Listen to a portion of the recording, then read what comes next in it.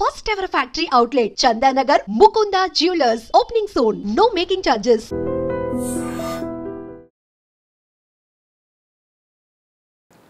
Hi welcome to I dream financial debate. నా పేరు రమేష్ పసుపులేటి, నేను పర్సనల్ ఫైనాన్స్ ప్రొఫెషనల్. ఈరోజు మనతో పాటు ఉన్నారు బోనిగల్ సాల్మాన్ గారు, మ్యూచువల్ ఫండ్ డిస్ట్రిబ్యూటర్.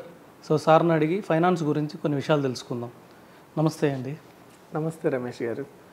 సల్మాన్ గారు, యాక్చువల్గా ఫైనాన్షియల్ పరంగా సో మన వరల్డ్లోనే ఉన్న అద్భుతం ఏంటి?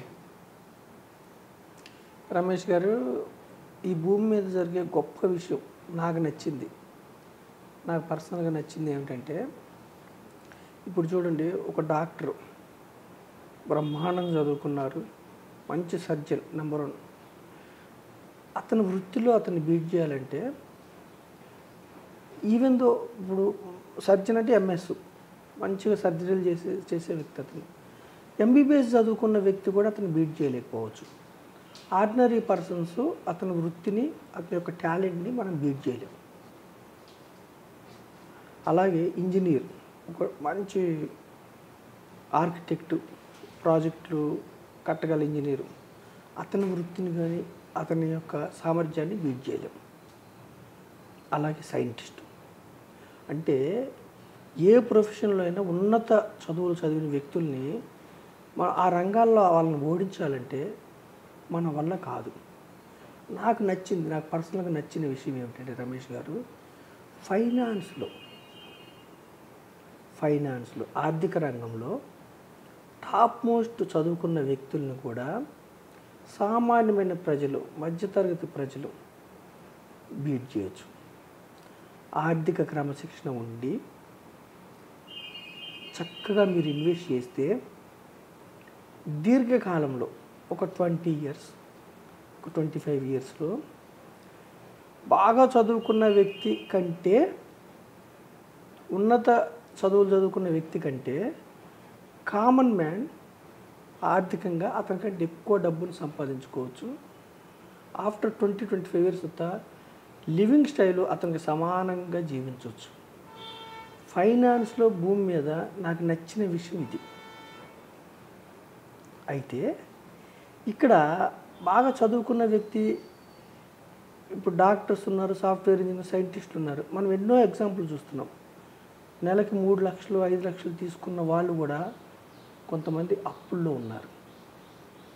ఎందుకంటే ఆర్థిక పరంగా ఇన్వెస్ట్మెంట్ చేసుకోకపోవటం వల్ల, వచ్చినట్టుగా స్పెండ్ చేయటం వల్ల, చుట్టుపక్కల వారి కోసం గొప్పగా జీవించటం వల్ల, ఇన్వెస్ట్మెంట్ తక్కువ చేసుకోవటం వల్ల అప్పుల్లో ఉన్నారు.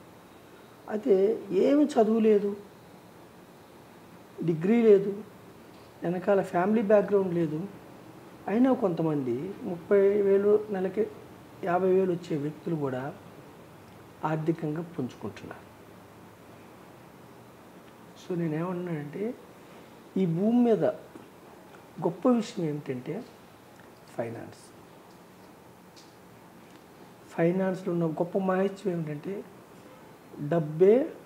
డబ్బును సమకూర్చి పెడుతుంది. ఎప్పుడైతే మీరు డబ్బుని ఇన్వెస్ట్ చేస్తారో, money is your top most friend. డబ్బుని మీకోసం మళ్ళీ అది పనిచేసేలాగా మీరు డబ్బుని ఇన్వెస్ట్ చేయగలిగితే అది మీకు బెస్ట్ ఫ్రెండ్. మీ లైఫ్ మొత్తం మిమ్మల్ని స్మూత్గా ముందుకు తీసుకెళ్తుంది. సో నేనేమంటున్నానంటే, ఫైనాన్స్లో భూమి మీద మనం ఎవరినైనా జయించవచ్చు. అంటే బాగా చదువుకున్న వ్యక్తులను కానీ, మంచి ప్రొఫెషన్ ఉన్న వాళ్ళని సామాన్యమైన ప్రజలు జయించవచ్చు. అయితే ఇక్కడ మీకు ఒక డౌట్ రావాలి, ఏ విధంగా జయించవచ్చు? Capital markets, financial markets. Capital markets అంటే ఏంటి? పెట్టుబడి మార్కెట్స్, మూలధనం సమకూర్చే మార్కెట్స్. Financial markets. క్యాపిటల్ మార్కెట్స్లో ఉన్న గొప్పదనం ఏమిటంటే, ఇప్పుడు మీరు ఏ కంపెనీలో అయినా ఓనర్షిప్ కావాలంటే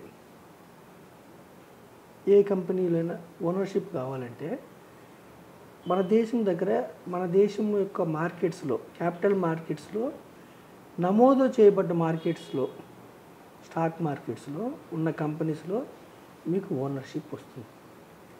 మన దేశ ప్రజలు చేస్తున్న పెద్ద మిస్టేక్ ఏమిటంటే, సపోజ్ మీ దగ్గర ఒక 10 లక్షలు ఉన్నాయి అనుకోండి, మన దేశ ప్రజల దగ్గర సామాన్యమైన ఒక బ్యాంకులో ఎఫ్డి చేస్తారు, ఒక బ్యాంకులో ఆర్డి చేస్తారు. నేనేమంటున్నానంటే, నా పర్సనల్ ఒపీనియను, మీరు ఎందుకు ఆ బ్యాంకులో ఎఫ్డి చేశారు? ఆ బ్యాంక్ అంటే మీకు నమ్మకం కాబట్టి, ఆ బ్యాంకు దివాలా తీయదని మీకు నమ్మకం ఉంది కాబట్టి. మీకు తెలుసు, ఒక ప్రభుత్వ రంగ బ్యాంకు మన దేశంలో సుమారుగా 50 కోట్ల మంది అందులో అకౌంట్స్ ఉన్నాయి, దివాలా తీయదని. నేనేమంటాను, అంత నమ్మకం ఉన్నప్పుడు మీరు ఆ బ్యాంకులో డిపాజిట్ అయ్యే బదులు ఆ బ్యాంకులో ఓనర్ అవ్వచ్చు కదా. మీరు అందులో పెడుతున్నదే ఆ బ్యాంక్ పోదు, అది గవర్నమెంట్ అండర్లో ఉంటుందని నమ్మకం. అలాంటప్పుడు మీరు ఓనర్షిప్ తీసుకోవచ్చు కదా. అయితే సామాన్యమైన ప్రజలకు నేను చెప్పేది ఏమిటంటే, క్యాపిటల్ మార్కెట్స్లో మీరు బ్యాంక్స్లో ఓనర్స్ అవ్వచ్చు, ఫార్మా కంపెనీస్లో ఓనర్స్ అవ్వచ్చు, హాస్పిటల్స్లో ఓనర్స్ అవ్వచ్చు, పెద్ద పెద్ద steel companies, cement companies, manufacturing companies owners అవ్వచ్చు. అంటే గ్రూప్ ఆఫ్ కంపెనీస్లో మీరు ఓనర్స్ అయితే దీర్ఘకాలంలో మీరు నేను చెప్పిన డాక్టర్స్ కానీ, సైంటిస్టులు కానీ, సాఫ్ట్వేర్ ఇంజనీర్స్ కానీ మీరు జయించవచ్చు. ఓకే సార్, మీరు చెప్పింది బాగానే ఉంది. అంటే ఓనర్స్ అవ్వడం అంటే ఎలా అవ్వాలంటారు? మంచి క్వశ్చన్ అడిగారు. ఇప్పుడు స్టాక్ మార్కెట్లో ఓనర్స్ అవ్వమన్నాం అంటే, స్టాక్ మార్కెట్ దగ్గర రిజిస్టర్ అయిన కంపెనీస్, లిస్ట్ అయిన కంపెనీస్లో ఓనర్స్ అవ్వమన్నాం అంటే ఏం చేయాలి? ఓనర్స్ ఎలా అవ్వాలి? 2 విధాలుగా అవ్వచ్చు. ఒకటి, డీమ్యాట్ అకౌంట్ తీసుకొని కంపెనీ షేర్లు కొనుక్కుంటే ఆ కంపెనీలో మీరు ఓనర్ అవుతారు. రెండవది, డైవర్సిఫైడ్ ఈక్విటీ మ్యూచువల్ ఫండ్స్ మీరు కొనుక్కుంటే, మళ్ళీ గుర్తుంచుకోండి, సామాన్యమైన ప్రజల కోసం నేను చెప్తున్నాను, డైవర్సిఫైడ్ ఈక్విటీ మ్యూచువల్ ఫండ్స్లో మీరు డబ్బులు ఇన్వెస్ట్ చేస్తే మీరు సుమారుగా 50 కంపెనీస్లో ఓనర్స్ అవుతారు. 100 రూపాయలు పెడితే కూడా 50 కంపెనీస్లో ఓనర్స్ అవుతారు. లేదా ఇండెక్స్ ఫండ్స్. ఇండెక్స్ అంటే ఏమిటి? స్టాక్ మార్కెట్లో ఇండెక్స్ అంటే భారతదేశంలో టాప్ మోస్ట్ 30 కంపెనీస్, ఇంతకు మించిన 30 కంపెనీస్ లేవు. ఏది? మార్కెట్ క్యాపిటలైజేషన్లో.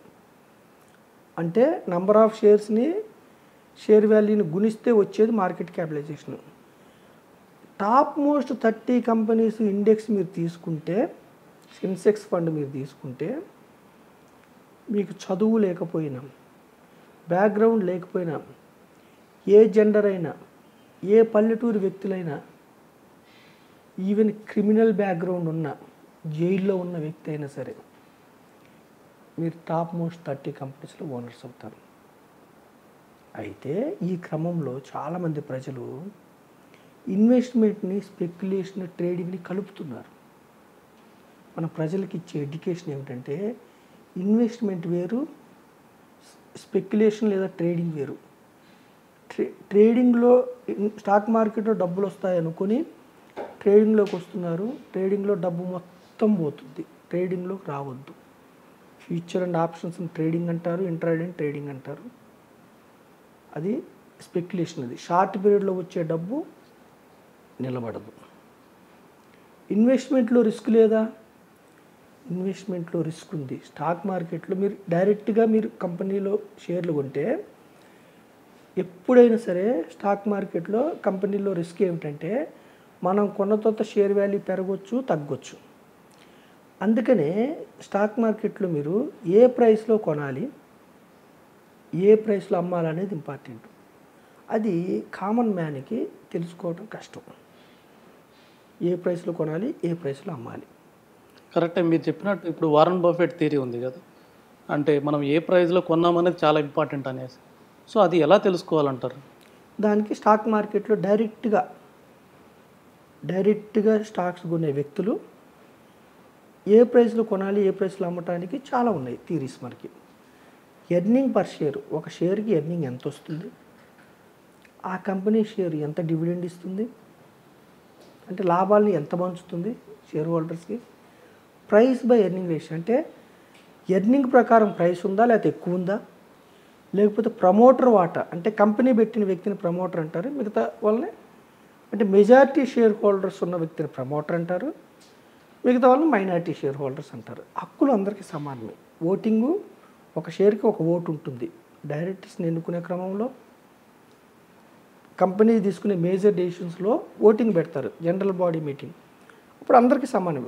ఒక షేర్ ఉంటే ఒక ఓటు, ఎక్కువ షేర్లు ఉన్న వాళ్ళకి ఎక్కువ ఓట్లు ఉంటాయి. సో వాళ్ళ బ్యాలెన్స్ షీట్ ఎలా ఉంది, ప్రమోటర్ వాటా ఎంత ఉంది. ఇప్పుడు జనరల్గా కంపెనీ బాగున్నప్పుడు, కంపెనీకి నెట్ ప్రాఫిట్స్ ఎక్కువ వస్తున్నప్పుడు ప్రమోటర్ వాటా పెంచుకుంటానికి ట్రై చేస్తాడు, టక్క ప్రమోటర్ వాటా తగ్గించుకుంటున్నప్పుడు కంపెనీలో ఏదో ఫాల్ట్ ఉన్నట్టు, CEO రిజైన్ చేస్తున్నాడు అంటే ఇవన్నీ చూసుకోవాలి. ఫైనాన్షియల్ స్టేట్మెంట్స్ చూసుకోవాలంటే వాళ్ళకి ఎంత ఆదాయం వస్తుంది, ప్రాఫిట్స్ ఎంత వస్తున్నాయి, ట్యాక్స్ కట్టకముందు ఎంత వస్తుంది, ట్యాక్స్ కట్టిన తర్వాత ప్రాఫిట్స్ ఎంత వస్తున్నాయి, ఎంత డివిడెండ్స్ ఇస్తున్నారు, గ్రోత్ ఎలా ఉంది షేరు, ఇవన్నీ చూసుకోవాలి. అందుకే నేను నా ఉద్దేశం ఎప్పుడు కూడా మధ్యతరగతి ప్రజలు, స్టాక్ మార్కెట్ గురించి నాలెడ్జ్ లేని వ్యక్తులు డబ్బు సంపాదించుకోవాలి, క్యాపిటల్ మార్కెట్కి వచ్చి సంపాదించుకోవాలి. ఇవన్నీ చూసుకోవాలంటే మనం చదువు లేకపోయినా పర్లేదు అంటున్నాం, బ్యాక్గ్రౌండ్ లేకపోయినా పర్లేదు అంటున్నాం, అయినా కానీ మీరు డబ్బు సంపాదించుకోవాలంటున్నాం. కాబట్టి నేనేం చెప్తున్నానంటే డైరెక్ట్గా మీరు స్టాక్స్ కొనుక్కునే బదులు, డిమాట్ అకౌంట్ తీసుకుని స్టాక్స్ కొనుక్కునే బదులు మీరు డైవర్సిఫైడ్ ఈక్విటీ మ్యూచువల్ ఫండ్స్లోకి రండి. డైవర్సిఫైడ్ అంటే మనకి దేశంలో రంగాల్ని సెక్టార్స్ అంటారు. అంటే ఒకే రంగం, బ్యాంకింగ్ రంగమే కాదు, ఫార్మా రంగమే కాదు, ఇన్ఫ్రా రంగం, ఒకే రంగం కాకుండా ఒక 15 రంగాల్లో పెడితే దాన్ని డైవర్సిఫైడ్ అంటారు. అప్పుడు మీకు రిస్క్ తగ్గుతుంది. మ్యూచువల్ ఫండ్స్ సిద్ధాంతం ఏమిటంటే మీరు 100 రూపాయలు ఇచ్చినా కూడా 100 రూపాయలకి కొన్ని కంపెనీ స్టాక్స్ రావచ్చు, కొన్ని కంపెనీస్ 5,000 ఉంటాయి, 10,000 ఉంటాయి, ₹1,00,000 ఉన్న స్టాక్స్ కూడా ఉంటాయి. మీరు 100 రూపాయలు ఇన్వెస్ట్ చేస్తే కూడా మీకు మ్యూచువల్ ఫండ్స్లో ఏమిటంటే పార్ట్ ఓనర్, 50 కంపెనీల్లో మీరు పార్ట్ ఓనర్ అవుతారు. ఎప్పుడు కూడా ఓనర్షిప్ ఉంటే ఆ షేర్ వాల్యూ పెరుగుతుంటే మీకు ధనం సమకూరుతుంది. సో మనం ఏం చెప్తున్నామంటే ఇన్వెస్ట్మెంట్లో కూడా డైరెక్ట్ స్టాక్స్ని నేను వద్దని చెప్తున్నాను క్లియర్ కట్గా.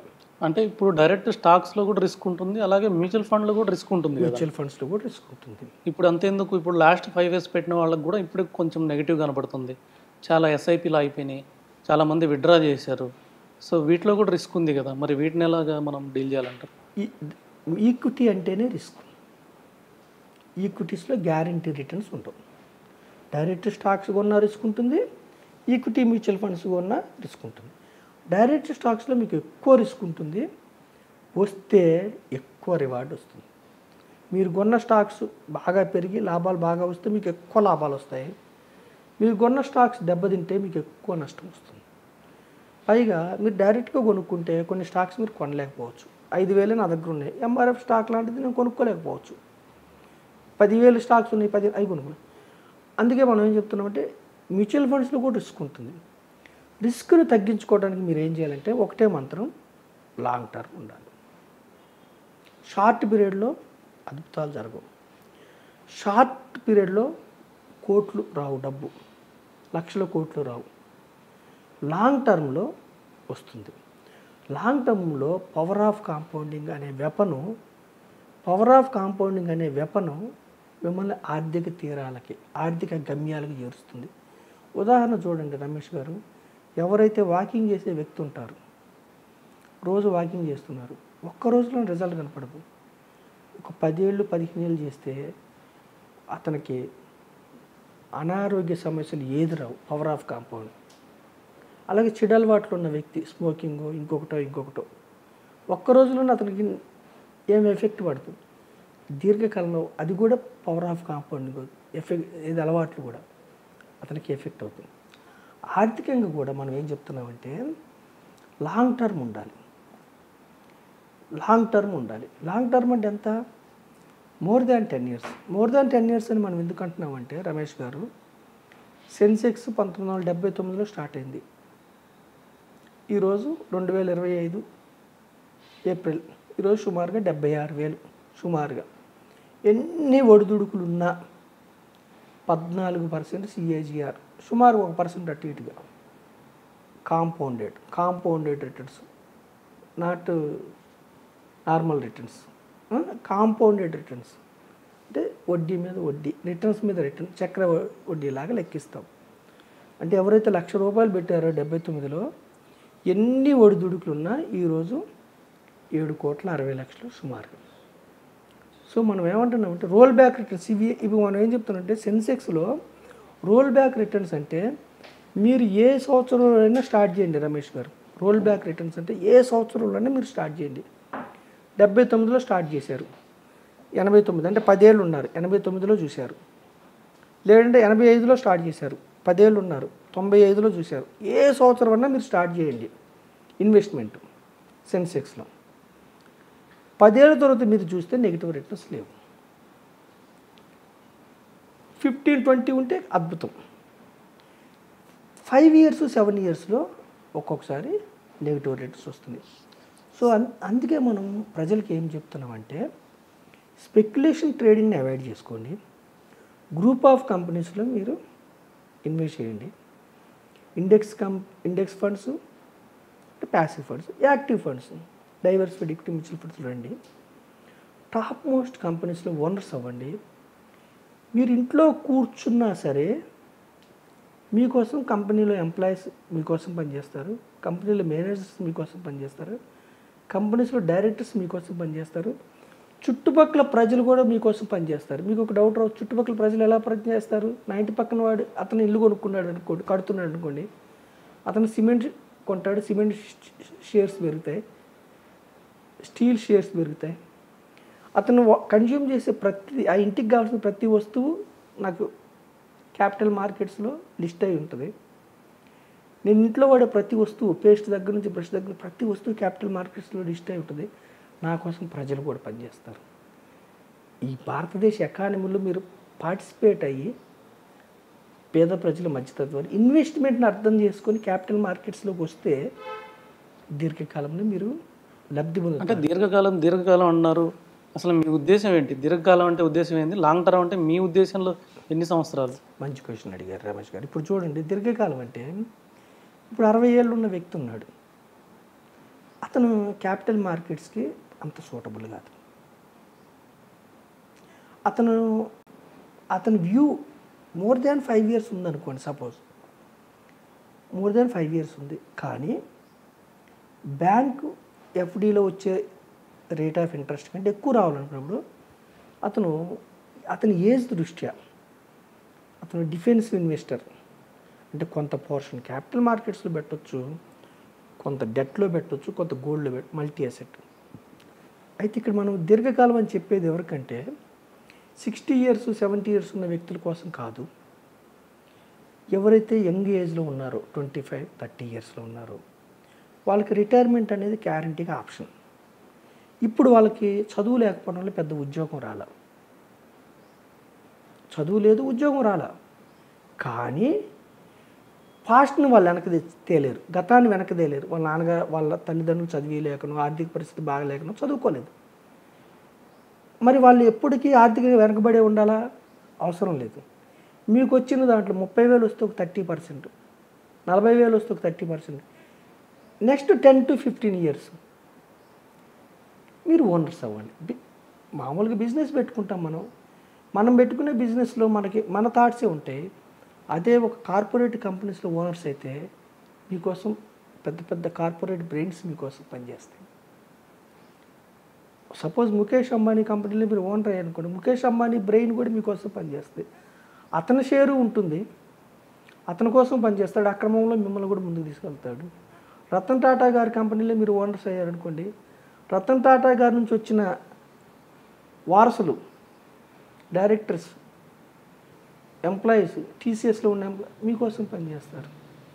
సో దీర్ఘకాలం అనే ఉద్దేశం ఏమిటంటే అట్లీస్ట్ ఈక్విటీ మ్యూచువల్ ఫండ్స్లో మోర్ దాన్ 10 ఇయర్స్, 15-20. అంటే ఇప్పుడు మామిడి చెట్టు పెట్టాము రమేష్ గారు, మామిడి చెట్టు పెట్టిన తర్వాత వెంటనే ఫ్రూట్స్ వస్తున్నాయా? 5 ఇయర్స్ వరకు లేదంటే 4-5 ఇయర్స్ వరకు మీకు పండ్లు రావు. ఒక్కసారి పండ్లు స్టార్ట్ అయిన తర్వాత జీవితకాలం మీకు అది డబ్బు కూడా అంతే. డబ్బు కూడా ఇన్వెస్ట్ చేసిన తర్వాత పవర్ ఆఫ్ కాంపౌండింగ్ వల్ల గ్రో అయిన తర్వాత జీవితకాలం మిమ్మల్ని ముందుకు తీసుకెళ్తుంది. అయితే ఇక్కడ రమేష్ గారు ఇంకొక ఇంపార్టెంట్ మాట ఏమిటంటే ఫ్లెక్సిబిలిటీ ఉండాలి. మీరు ఇన్వెస్ట్మెంట్ చేసిన తర్వాత కొంత అమౌంట్ మీరు క్యాష్ హోల్డింగ్స్ ఉంచుకోవాలి. మొత్తం డబ్బు మీరు ఇన్వెస్ట్మెంట్ చేసుకోకుండా కొంత ఎమర్జెన్సీ కోసం ఉంచుకోవాలి.